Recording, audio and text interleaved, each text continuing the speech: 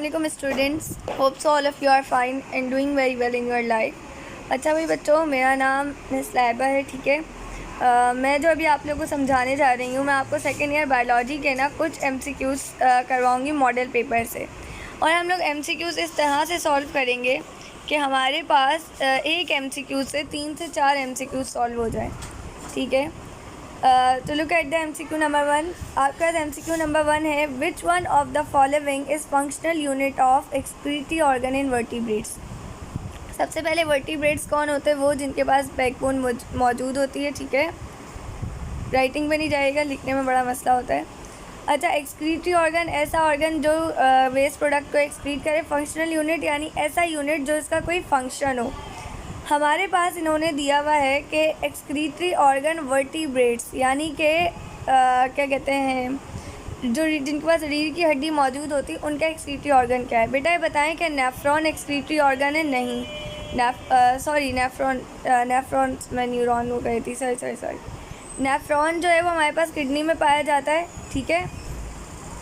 इस तरह का स्ट्रक्चर होता है Bowman's capsule, distal convoluted tubule, loop of Henle, proximal convoluted tubule, collecting duct, ठीक है, किडनी में पाया जाता है। बेटा यही इसका करेक्ट आंसर है, क्योंकि रीढ़ की हड्डी वाले जो जानवर होते हैं उनकी किडनी के अंदर यही स्ट्रक्चर्स पाए जाते हैं। और अगर मैं आपसे पूछूं क्या नेफ्रॉन सेल है या ट्यूब है? बेटा नेफ्रॉन जो है, अब मैंने आपको नेफ्रॉन के कितने सारे पार्ट्स गिनवाए, बोमन्स कैप्सूल और क्या कहते हैं proximal convoluted tubule, distal convoluted tubule, loop of Henle, collecting duct, ये तमाम चीज़ें बहुत सारे सेल से मिलके बनी हुई। तो नेफ्रॉन आपके पास क्या होता है? ट्यूब होता है। इसका सही आंसर क्या है? नेफ्रॉन। ना मालफीजन ट्यूब्यूल किस में पाया जाता है मेरा बेटा? मालफीजन ट्यूब्यूल्स कॉकरोचेस में पाए जाते हैं, ठीक है। Metanephridia, protonephridia. प्रोटोनेफ्रीडिया जो है इसका एक और नाम होता है, वो नाम याद रखना, फ्लेम सेल। और ये पाया जाता है आपके प्लेटी हेलमिन्थेसिस जो होते हैं ना प्लेनेरिया वगैरह, उनमें। मेटानेफ्रीडिया जो है ये आपके अर्थवर्म वगैरह में पाया जाता है, एनेलिड्स वगैरह में, ठीक है। अब आप ये देखें, आपके पास प्रोटोनेफ्रीडिया से आपको पता चला नंबर 1 के फ्लेम सेल, नंबर 2 के क्या कहते हैं प्लेनेरिया में पाया जाता है, नंबर 3 जो प्लेनेरिया वो कौन से किंगडम से बिलोंग करता है? प्लेटी हेलमिन्थेसिस से, ठीक है, जो चपटे होते हैं ना, फ्लैट वर्म्स होते हैं। मेटानेफ्रीडिया से आपको पता चला कि मेटानेफ्रीडिया किसमें पाया जाता है? अर्थवर्म में पाया जाता है। मेटानेफ्रीडिया जो है वो क्या कहते हैं एनेलिड से बिलोंग करता है, ठीक है। इसी तरह से मालफीजन ट्यूब्यूल का पता चला, नेफ्रॉन का पता चला। यानी आपके एक MCQ से आपके इस टाइम यहाँ से 3 MCQs, यहाँ से 2 MCQs, यहाँ से 1 MCQs और यहाँ से 2 MCQs। तो बेटा हिसाब लगा लीजिए, आपके एक MCQs को सॉल्व करवाने से 8 और 9 और सॉल्व हो जाएंगे। तो इस पूरी वीडियो को ना बहुत गौर से देखना है, ठीक है, ताकि आपके बहुत सारे जो हैं ऑप्शंस सही हो जाए। अब एक सेकेंड रुकेगा, मेरा पेन ना गायब हो जाता है, मुझे उसको लाना पड़ता है। अच्छा भाई बच्चों, now we have kidney stones और कैलकुलाई। बेटा एक चीज़ याद रखना, किडनी स्टोन का दूसरा नाम क्या होता है? कैलकुलाई। तो 70% जो किडनी स्टोन्स होते हैं वो किस पे कंपोज होते हैं? कैल्शियम फॉस्फेट पर, याद रखना, ठीक है। अच्छा भाई, लोकोमोशन इन स्नेल करना है, लोकोमोशन किसके थ्रू होती है बेटा? स्नेल के नीचे ना, ये अगर स्नेल का फेस है और ये इसका शेल है, ठीक है, इसके नीचे एक होता है ऐसा फुट, सही है। डायग्राम पे नहीं जाएगा, डायग्राम मेरी बहुत बुरी है। तो ये जो है ना आपके पास, ये इसका क्या है? ये इसका फुट है, जिसको हम कहते हैं मस्क्यूलर फुट, मसल का बना हुआ होता है, ठीक है। तो इसका आंसर क्या होगा? Muscular foot. मस्क्यूलर आर्म किस में पाया जाता है बेटा? स्टारफिश में पाया जाता है। टेंटिकल्स हाइड्रा वगैरह में, ठीक है। जेट प्रोपल्जन कौन सा ऐसा है जिसकी जेट प्रोपल्जन के थ्रू लोकोमोशन होती है? तो वो जेलीफिश है।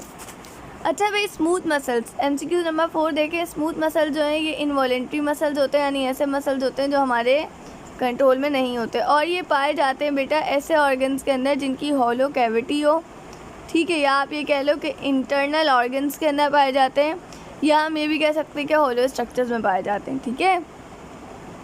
आपको पता है स्केलेटन जो है वो तो हमारे अंदर जो बोन्स का बोनी स्ट्रक्चर मौजूद है उसको स्केलेटन कहते हैं। हार्ट के अंदर जो मसल्स मौजूद होते हैं ना बेटा, वो कार्डियक मसल्स होते हैं। कार्डियक मसल्स स्पेशल टाइप के मसल्स होते हैं, इसलिए क्योंकि इनका वर्क ज़्यादा होता है। होलो स्ट्रक्चर जो है ना, इनके अंदर जो स्मूथ मसल्स पाए जा रहे हैं ना, इनका इतना ख़ास फंक्शन, मतलब कि इनका भी फंक्शन है, ऐसी बात नहीं है, लेकिन कार्डियक मसल का मेन फंक्शन है, क्योंकि कार्डियक मसल हार्ट को कर रहा है, हार्ट के साथ ही आप लोग जिंदा उसके बगैर नहीं रह सकते, ठीक है। नर्व आपको बताएगा, नर्व इम्पल्सेस वगैरह जो न्यूरॉन्स आती हैं। Now we have another, which one is locomotory organ of class Mastigophora. बेटा मेस्टिजोफोरा पता है कौन सी क्लास है? क्लास होती है हमारे पास फ्लैजिलेट्स, ठीक है, जिनके पास फ्लैजिला होता है। अगर आपको क्लास फ्लैजिलेट्स देते हैं ना तो आप फ़ौरन इसका सही आंसर लगा लेते हैं। सीलिएट किस में पाया जाएगा? सीलिया जिनके पास होता है। सीडोपोडिया उनके पास होता है जिनके जो फुट होता है वो सीडो होता है, फॉल्स फुट होता है, ठीक है। नी जर्क जो है वो किसकी एग्जाम्पल है? सबसे पहले तो नी जर्क जो है वो रिफ्लेक्स एक्शन के एग्जाम्पल है, ठीक है। रिफ्लेक्स एक्शन में साइनेप्टिक होता है, लेकिन साइनेप्टिक की भी कौन सी टाइप? मोनोसाइनेप्टिक, यानी जिसके अंदर सिर्फ एक साइनेप है, ठीक है। अच्छा भाई, उसके बाद अगले की तरफ आते हैं। हाँ भाई, या ये एक सवाल है जो क्रॉप हो गया। The cavities which are present in, cavities जो है वो प्रेजेंट होती हैं ब्रेन में, वो कौन कौन सी होंगी?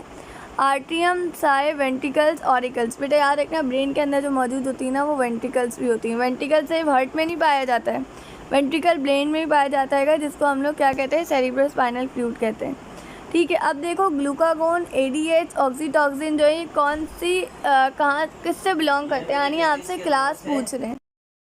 मैं आपको बता रही थी बेटा कि हमारे पास अगेन रिपीट करती हूँ, ग्लूकागोन्स, एडीएच, ऑक्सीटॉक्सिन जो है वो बिलोंग करता है किस क्लास से?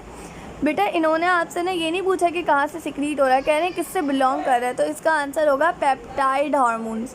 पेप्टाइड कौन से हार्मोन्स होते हैं? प्रोटीन हार्मोन्स, जो प्रोटीन्स के बने हुए होते हैं। लाइक बहुत सारे अमाइनो एसिड्स आपस में मिल जाएँ तो पेप्टाइड बनाते हैं, ठीक है। स्टीरॉइड नहीं होता, मॉडिफाइड नहीं होता, एंजाइम तो बिल्कुल नहीं होता। ग्लूकागोन कहाँ से रिलीज़ होता है? याद रखना, पेनक्रियास से रिलीज़ होता है।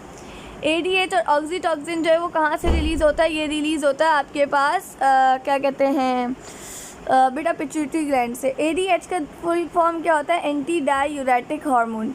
ऑक्सीटॉक्सिन का क्या फंक्शन होता है? कॉन्ट्रैक्शन करवाना है यूट्रस की, या मतलब जैसे बेबी की जब बेबी दुनिया में आता है तो उस टाइम यूट्रस की वॉल्स की कॉन्ट्रैक्शन कौन कराता है? ऑक्सीटॉक्सिन कराता है। Now we have another 9, the part of brain involve in long term memory. जो लॉन्ग टर्म मेमोरी में ब्रेन का पार्ट इन्वॉल्व होता है बेटा वो हिप्पोकैम्पस होता है, ठीक है। अच्छा भाई, सोमाटोपिन हार्मोन का दूसरा नाम होता है ग्रोथ हार्मोन, ठीक है, तो इज़ रिस्पॉन्सिबल फॉर ग्रोथ। इसका दूसरा नाम याद रखना, वो होता है क्या होता है? वो होता है क्या कहते हैं? Growth hormone. क्योंकि सोमा का मतलब ही क्या आएगा? सेल की ग्रोथ ज़्यादा से ज़्यादा होगी तो पर्सन की ग्रोथ भी ज़्यादा हो जाएगी, हाइट इंक्रीज़ हो जाएगी। प्रोडक्शन ऑफ मिल्क जो है ना ये करवाता है आपके पास लेक्टिन होता है वो, ठीक है। लैक्टिक LH हार्मोन नहीं, वो तो ल्यूटिनाइजिंग होता है, सॉरी, लैक्टिक हार्मोन होता है वो करवाता है, ठीक है, लैक्टोजिन वगैरह। मेलेनिन प्रोडक्शन एक आपके पास मेलेनिक होता है आपके पास हार्मोन, वो करवाता है। स्पर्म प्रोडक्शन जो है ये आपके पास करवाता है ये हमारे पास जो हार्मोन कराता है, मैं भी थोड़ी देर में इसका नाम आप लोग को बताती हूँ। अच्छा भाई, the end of the fertility in human female is called. देखो, अगर फीमेल के अंदर फर्टेलिटी पीरियड यानी कि बेबी प्रोड्यूस करने का पीरियड स्टॉप हो जाए तो उसको हम लोग कहते हैं मेनोपॉज। और अगर मैं बोलूँ कि पीरियड मेंसेस स्टॉप हो जाए तो उसको भी हम मेनोपॉज कहते हैं। और अगर मेंसेस स्टार्ट हो तो वो मेंसेस कहलाते हैं, ठीक है। लैक्टेशन हमारे पास क्या होता है? Production of milk. ओव्यूलेशन क्या होता है? Release of ovum. गेस्टेशन क्या होता है? Development period. Polar bodies oogenesis के अंदर कितनी होती हैं? 3 होती हैं, आप सबको पता है। बाकी सिर्फ एक ही ओवम बनता है, बाकी 3 पोलर बॉडीज़ होती हैं। अच्छा, अब आपके पास क्या होता है बेटा? स्पाइनल कॉर्ड होती है, समझे? स्पाइनल कॉर्ड है, ठीक है। स्पाइनल कॉर्ड में एक ऐसे यहाँ से जारी होती हैंगी, एक यहाँ से ऐसे जारी होती है, एक यहाँ से ऐसे। बेटा यहाँ से आती है इन्फॉर्मेशन और यहाँ से भी आती है इन्फॉर्मेशन जो सेंसरी होती है, मतलब रिसेप्टर्स के थ्रू आती है, ठीक है। जो लेके आता है वो सेंसरी न्यूरॉन होती है और इस पार्ट को हम क्या कहते हैं? डॉर्सल। और ये वाला हमारे पास जो पार्ट होता है वेंट्रल। तो स्पाइनल कॉर्ड के डॉर्सल साइड पे कौन से आपके पास न्यूरॉन मौजूद है? Sensory neuron. और वेंट्रल साइड पे कौन से मौजूद है? मोटर न्यूरॉन्स, ठीक है, क्योंकि मोटर न्यूरॉन्स ही लेकर जाएंगे ना ग्लैंड्स तक इन्फॉर्मेशन, ठीक है। और यहाँ पर स्पाइनल कॉर्ड के अंदर जो न्यूरॉन्स मौजूद है वो है इंटर न्यूरॉन्स। तो हमारा इसका आंसर क्या होगा? इसका आंसर होगा मोटर न्यूरॉन। अगर ये डॉर्सल रूट पूछते तो सेंसरी न्यूरॉन होता, अगर ये स्पाइनल कॉर्ड के अंदर पूछते तो इंटर न्यूरॉन होता। ठीक है। अच्छा, मैंने आपको बताया था कि पैनक्रियाज जो होता है वो रिस्पॉन्सिबल होता है इंसुलिन की प्रोडक्शन में भी, ठीक है। और इंसुलिन कौन सा हार्मोन प्रोड्यूस करवाता है? बीटा सेल करवाता है। और ग्लूकागोन कौन सा सेल करवाता है? अल्फा सेल करवाता है, ठीक है। Which of the following is great order? सबसे पहले याद रखना, सबसे पहले क्लेवेज होती है, क्लेवेज के बाद फिर वो डिवाइड होते हैं सेल्स, मॉड्यूला, ब्लेस्टूला और आगे चलते जाते, ठीक है। अच्छा भाई, नॉन कोडिंग सीक्वेंस जीन की क्या कहलाती है? इंट्रोन। और कोडिंग सीक्वेंस जीन की क्या कहलाती है? एक्सॉन। ये 3 न्यूक्लियोटाइड्स पे कंसिस्ट होती है, क्लियर। तो इसका आंसर इंट्रोन है। कोडोन क्या होता है? कोडोन आपके पास होता है जो आरएनए के ऊपर मौजूद होता है सीक्वेंस न्यूक्लियोटाइड का। एंटी कोडोन जो टीआरएनए के ऊपर मौजूद होता है मैसेज कोडोन का उल्टा होता है या अपोजिट होता है, ठीक है। Which of the following can serve as vector in rDNA technology? बेटा याद रखना, वेक्टर की एक बात होती है कि इसकी मल्टीप्लिकेशन तेज़ होती है, ठीक है। तो किसके अंदर आरडीएनए में ज़्यादा कौन सा यूज़ होता है? ज़्यादा प्लाज्मिड यूज़ होता है बैक्टीरियोफेज भी है, लेकिन ज़्यादा प्लाज्मिड होता है, तो इसका आंसर प्लाज्मिड होगा। और अगर वो आपसे 2 पूछे तो आप कहते हैं both A and B. Unifactorial disease, uni का मतलब एक, फैक्टोरियल मतलब फैक्टर। ऐसी डिजीज़ जो एक फैक्टोरियल की वजह से हो तो वो यूनिफैक्टोरियल कहलाती है और वो 1 जीन होती है। अगर मल्टीफैक्टोरियल पूछूँ तो वो जिसके अंदर मैनी जीन्स भी हों इन्वॉल्व और इन्वायरमेंटल फैक्टर्स भी हों। और जीनोम क्या होता है? Total constitution of genes in any body. किसी भी बॉडी के अंदर जितने भी जीन का जेनेटिक मटेरियल मौजूद है वो। नॉन रिन्यूएबल सोर्सेज इस ऐसी रिसोर्स जो दोबारा से नहीं रिन्यूएबल हो सकती, दोबारा से नहीं आ सकती। बेटा कोल जो है ना वो दोबारा से नहीं आ सकता। कोल एक दफ़ा ख़त्म हो जाए ना तो वो एक अलग प्रोसेस होगा कि पौधे डिकम्पोज हो, लकड़ी डिकम्पोज हो, फिर मिलियन ऑफ साल में आएगा। लेकिन ऐसा वाला सीन नहीं है जैसे वाटर का होता है ना कि भाई पानी एवापोरेट हो गया तो वो फिर आ जाएगा, ठीक है। फॉरेस्ट, वाइल्ड लाइफ ऐसा वाला नहीं है। कोल को बनने में बहुत टाइम लगता है। नॉन रिन्यूएबल रिसोर्स है, ठीक है। वाटर तो रिसोर्स है, रिन्यूएबल रिसोर्स है, यानी एवापोरेट होगा फिर वही पानी दोबारा ज़मीन पर आ जाएगा, ठीक है। Are you getting my point? If you have any difficulty you can ask me freely in comment box. आप अपनी क्वेरीज जो भी होंगी ना कमेंट बॉक्स पे मुझे ड्रॉप करते जाएंगे, तो मैं अगले जितने लेक्चर्स बनाऊंगी उसके अंदर लास्ट में आप लोगों की क्वेरीज का ना आपके नाम के साथ आंसर कर दूंगी, ठीक है। अच्छा भाई, the gas responsible for global warming carbon dioxide. ऐसी गैस जो रिस्पॉन्सिबल होती है ग्लोबल वार्मिंग के, वो क्या होती है? कार्बन डाइऑक्साइड, ठीक है। कौन सी ऐसी गैस होती है जो रेफ्रिजरेंट्स में यूज़ होती है, यानी कि रेफ्रिजरेटर वगैरह में यूज़ होती है? वो क्लोरोफ्लोरोकार्बन होती है, ठीक है, जिसको CFCS भी कहते हैं, ठीक है। और यही ओजोन की डिप्लेशन करवाती है, यानी ओजोन की लेयर को तोड़ती है। Which one of the following is not a vestigial organ? इसमें से कौन सा जो है वो वेस्टिजियल ऑर्गन नहीं है जो इंसानों में पाया जाता है? बेटा कॉक्सिक्स जो है ना ये टेल बोन होती है। आपको पता है सबसे लास्ट में पाई जाती है कॉक्सिक्स। कॉक्सिक्स जो है ना वो बेसिकली मंकीज़ वगैरह में पाई जाती है, जैसा आप लोगों में मौजूद है, ठीक है। मंकी है तो आप सब में मौजूद है। इसका बेसिकली क्या काम होता है? ये आप लोगों की टेल को मूव करवाती है, ठीक है। और ये जो है इंसानों में नहीं पाई जाती हैगी, इंसानों में पाई जाती है, लेकिन इंसानों में इसका कोई काम नहीं होता है, इसलिए क्योंकि इंसानों के पास टेल नहीं होती। लेकिन आप लोगों के पास है तो आपके यहाँ पर आपके इसमें इसका काम है, लेकिन इंसानों की बात करें तो इंसानों में नहीं है। वर्मीफॉर्म अपेंडिक्स, सीजियम के पास एक वर्म टाइप का आप कह लें कि इस तरह की प्रोजेक्शन होती हैगी सीजियम के पास। इस प्रोजेक्शन को हम कहते हैं वर्मीफॉर्म अपेंडिक्स। ये भी वेस्टिजियल ऑर्गन है, इसका इंसानों में कोई काम नहीं होता, इसका काम जानवरों में होता है हरी सब्जियों को डाइजेस्ट करवाने में। एयर मसल्स, हमारे इंसानों के जो कान के मसल्स होते हैं ना बेटा, उनका काम वो अपने आप को मूव नहीं कर सकते, लेकिन जो डॉग्स होते हैं या एनिमल्स होते हैं डिफरेंट, वो अपने कानों को ना मूव करके ना साउंड वेव्स को लेते हैं। कभी देखा है ऑगी एंड द कॉकरोचेज आता है या कोई भी कार्टून आते हैं तो उसके अंदर जो डॉग होता है अगर कोई बात बोल रहे हो तो डॉग ऐसे करके अपने कान को खड़ा कर लेता है। देखा है ऐसा?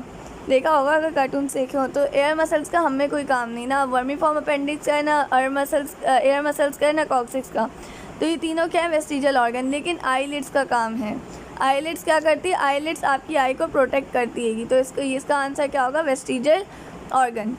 तो बेटा ये मॉडल पेपर के कुछ क्या कहते हैं MCQs थे, तो मैंने सोचा कि इम्पॉर्टेंट देंगे, थोड़ा सा डिस्कशन कर लेता। आप लोग के बहुत सारे MCQs इससे निकल जाएंगे इंशाल्लाह। और भी मैं पास पेपर्स की भी सॉल्व करवाऊंगी, और जो जो इम्पॉर्टेंट होंगे वो मैं आप लोगों को सॉल्व करवाती जाऊंगी।